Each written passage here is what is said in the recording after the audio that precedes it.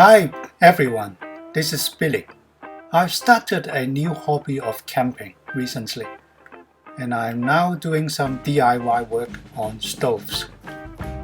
I've looked at a number of designs from the internet, and thanks to all those creators who gave me these ideas, I've put a reference to the original authors for their credit. After looking at all these videos, I spotted a few very good designs and try to combine them together in this new video that I'm making. If you like my videos, please click like, subscribe, and send to your friends too. Thanks for watching. What is the wood gas stove? Let's take a look at this diagram. Conventional stove only burn the fuse one time, called the primary burn.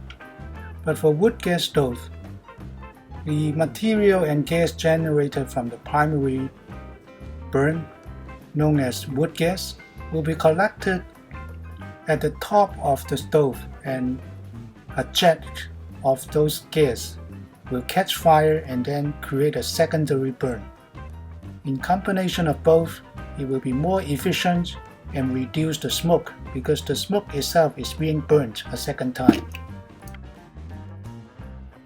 The whole kit is made of 3 cans, and they can all be stored inside this biggest can. This is a milk powder can. There are 2 different ways you can use this stove. The first one is with the bottom sealed with the lid. So let's put the lid on. We turn it over and then we can take out the rest of the kit. This is another stand for small pots. And these are 2 other cans I used to simulate the pots and cups. So this is made of a barbecue pork can, and you can stack them on the top. And then we put this stand made of copper wire. You can put very small pots like a cup or this small can, or this bigger one. The second method is to open the lid so you can get more airflow. Let's open the lid, and then we stack them up on top of a few rocks or boards so the airflow can come in through the bottom. In both methods, you can insert the wood at the top in this opening. You can also add the air valve to control the power of the fire. I made a simple air valve using a beer can. Just put them together. They are matching air holes at the same position as the big can. So to control the airflow, you slide this valve. If you open the air hole to the max, you got the biggest fire. If you close the air hole, you got the smallest fire. The whole setup, including the 3 cans and also additional cups or pots of the same size, can be put inside the milk powder can, the biggest can. This is the way you put them together.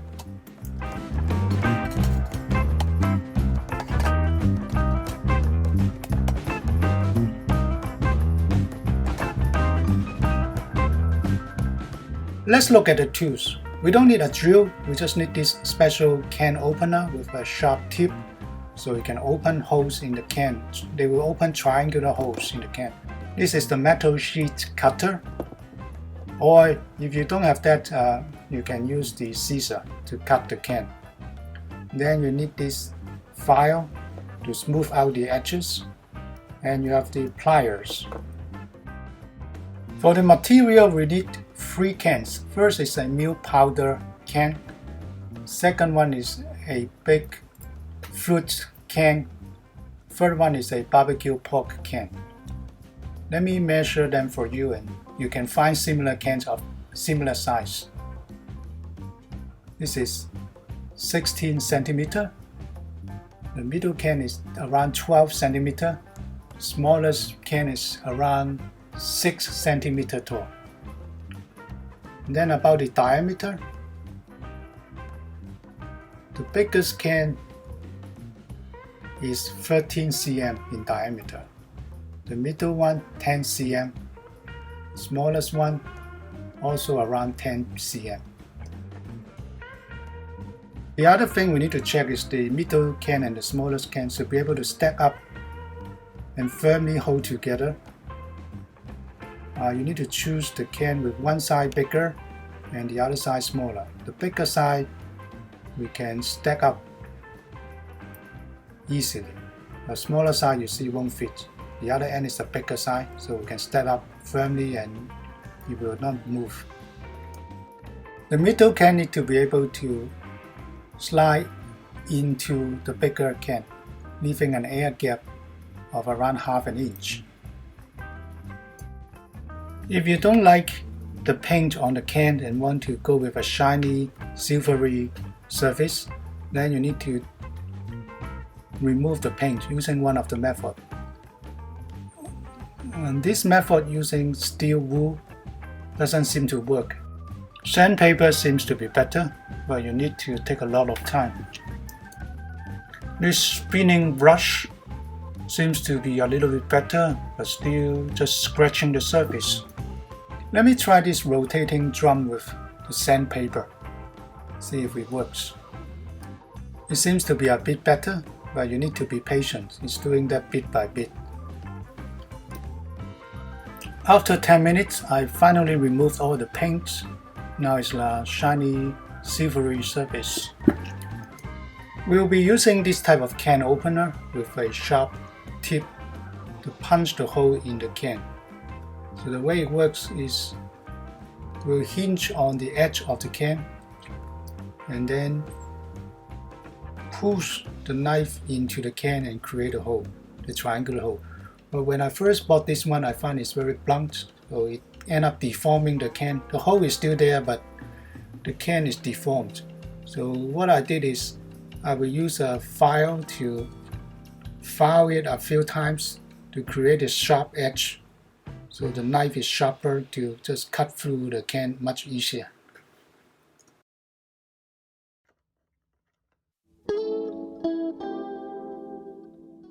Now we need to create some holes at the top and bottom of the cans.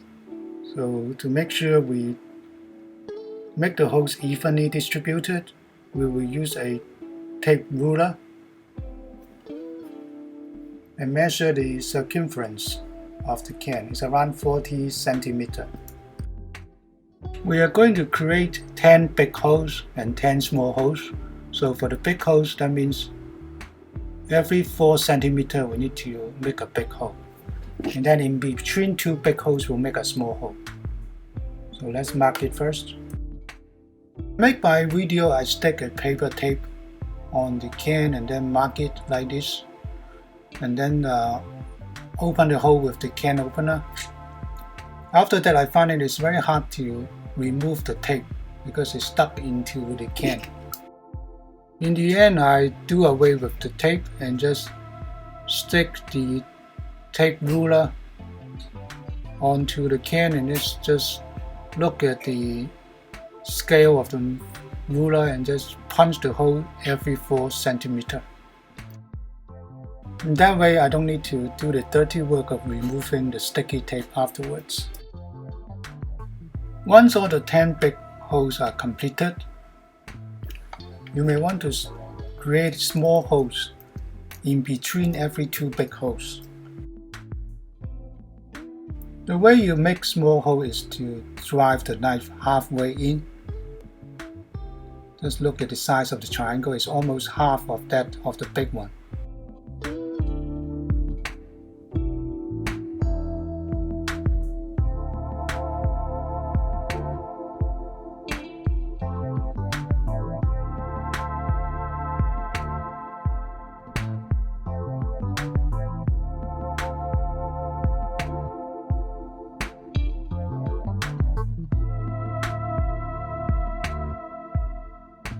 We can use the pliers to push the sharp edge, curving them and push them down to the base of the can so it won't hurt our fingers. Afterwards, we can use the file to file away the sharp edges.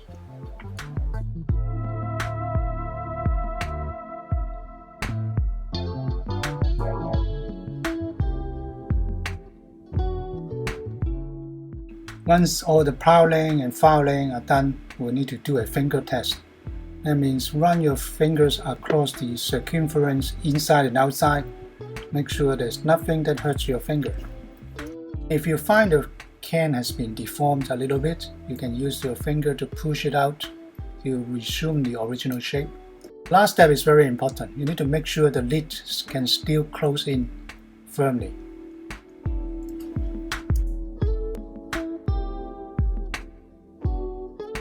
Now we need to repeat what we did on the big can with this middle can. Again, we will stick the tape ruler onto the can. We use the centimeter part. Measure the circumference of the can, which is around 31.5 centimeter.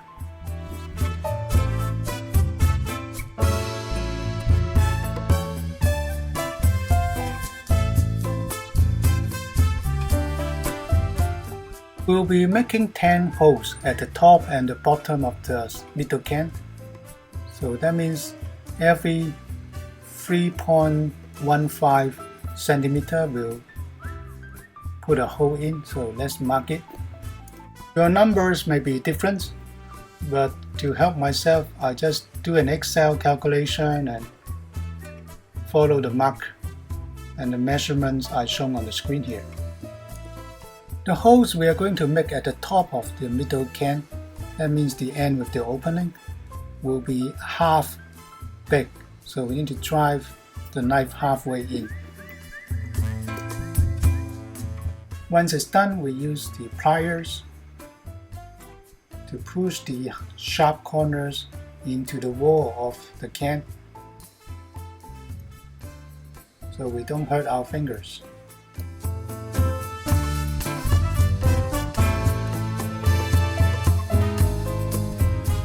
Use the file to smooth out the sharp edges.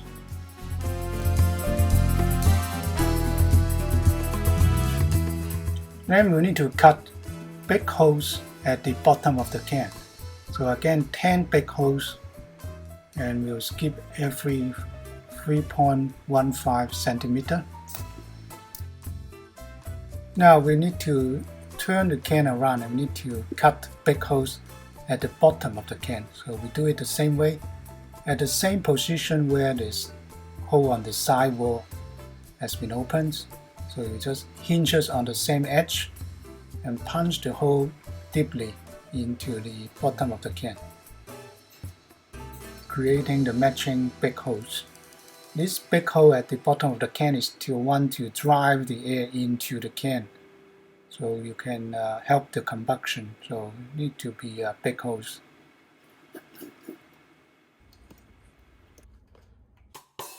Now we need to use the can opener to push both pieces of metal from the sidewall and from the bottom of the can, that small triangle piece. Push it out so we can cut it out. You can also use the pliers to help. Just push the triangular piece out. Then we can use the scissor to cut away the extra triangle, so leaving as little as possible.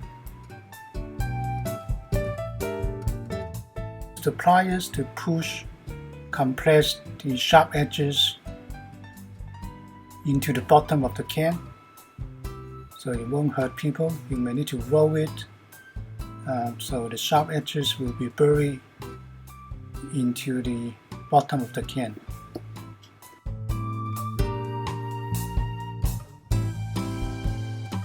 And use the file to smooth out the sharp edges. After all this hole punching, the bottom may be deformed, so you can use the finger to press it and restore the original shape. The last step is to open up the bottom of the can or the top of the can now, and so it can squeeze in the middle can. Let's draw the circle for the base of the middle can onto the top of this big can. Then find a smaller can around 1 or 2 centimeters smaller than the middle can and draw another smaller circle inside. That smaller circle will be where we will cut open. First, step a scissor into the bottom of the can to open up a small hole. Then use the scissor to do the rest of the job. To cut out the small hole, now cut a 1 centimeter long slit into the big hole. Use your finger to press it down around 60 degrees on the top of the can. Try to push the middle can down. You may have to do it a few times. If it's too hard, just keep on pressing and opening up the hole a little bit bigger until you can just push your middle can through, but not too loosely.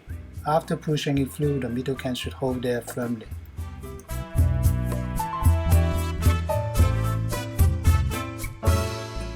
This stage the stove is already functional.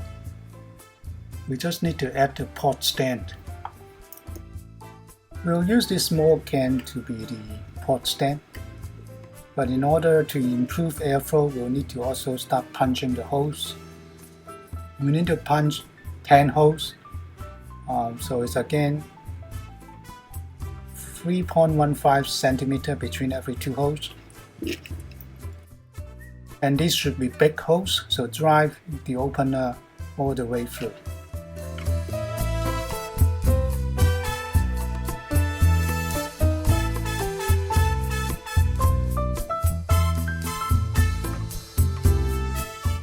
And repeat that on the other side of the can.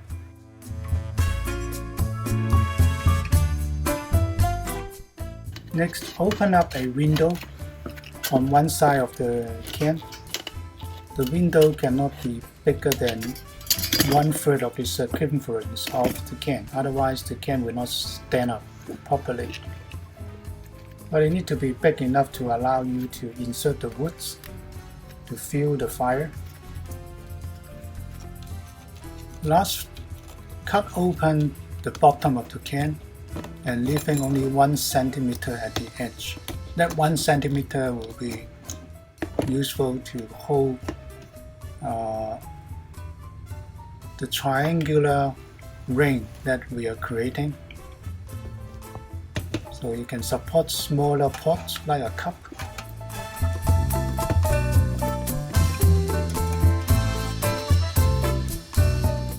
This last step is optional. If you want a sturdy pot stand, you shouldn't do this.